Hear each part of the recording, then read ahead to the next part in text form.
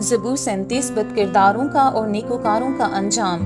तू बदकिरदारों के सबब से बेजार ना हो और बदी करने वालों पर रश्क ना कर, क्योंकि वो घास की तरह जल्द काट डाले जाएंगे और सब्ज़ा की तरह मुरझा जाएंगे। खुदावन पर तवक्कल कर और नेकी कर, मुल्क में आबाद रह और उसकी वफादारी से परवरिश पा।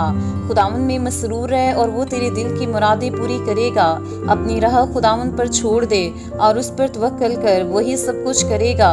वो तेरी रास्तबाजी को नूर की तरह और तेरे हक को दोपहर की तरह रोशन करेगा। खुदावन में मुतमिन रह और सब्र से उसकी आस रख। उस आदमी के सबब से जो अपनी राह में कामयाब होता और बुरे मंसूबों को अंजाम देता है, बेजार ना हो। कहर से बाज आ और गसब को छोड़ दे, बेजार ना हो, उससे बुराई ही निकलती है, क्योंकि बदकिरदार काट डाले जाएंगे। लेकिन जिनको खुदावन की आस है मुल्क के वारिस होंगे, क्योंकि थोड़ी देर में शरीर नाबूद हो जाएगा तो उसकी जगह को गौर से देखेगा और पर वो ना होगा। लेकिन हलीम मुल्क के वारिस होंगे और सलामती की फरावानी से शादमान रहेंगे। शरीर रास्तबाज के खिलाफ बंदिशें बांधता है और उस पर दांत पीसता है। खुदावन उस पर हंसेगा, क्योंकि वो देखता है कि उसका दिन आता है। शरीरों ने तलवार निकाली और कमान खींची है, ताकि गरीब और मोहताज को घरा दें और रास्तरों को कत्ल करें। उनकी तलवार उन्हीं के दिल को छेदेगी और उनकी कमानें तोड़ी जाएंगी। सादक का थोड़ा सा माल बहुत से शरीरों की दौलत से बेहतर है, क्योंकि शरीरों के बाजू तोड़े जाएंगे, लेकिन खुदावन सादकों को संभालता है। कामिल लोगों के आयाम को खुदावन जानता है, उनकी मेरास हमेशा के लिए होगी। वो आफत के वक्त शर्मिंदा ना होंगे और काल के दिनों में असुदा रहेंगे, लेकिन शरीर हलाक होंगे। खुदावन के दुश्मन चरागाहों की सरसब्जी की मानित होंगे, वो फना हो जाएंगे, वो धुएं की तरह जाते रहेंगे। शरीर कर्ज लेता है और अदा नहीं करता, लेकिन सादक रहम करता है और देता है, क्योंकि जिनको वो बरकत देता है वो ज़मीन के वारिस होंगे और जिन पर वो लानत करता है वो काट डाले जाएंगे।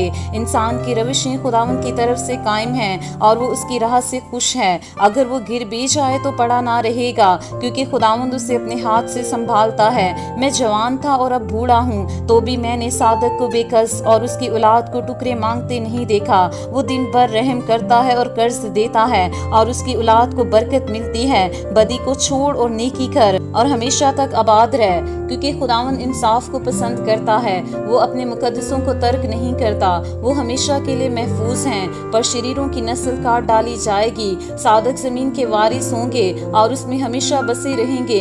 सादक के मुंह से दनाई निकलती है और उसकी जुबान से इंसाफ की बातें। उसके खुदा की शरीयत उसके दिल में है, वो अपनी रविश में फिसलेगा नहीं। शरीर सादक की ताक में रहता है और उसे कत्ल करना चाहता है, खुदावंद उसे उसके हाथ में नहीं छोड़ेगा, और जब उसकी अदालत हो तो उसे मुजरिम ना ठहराएगा।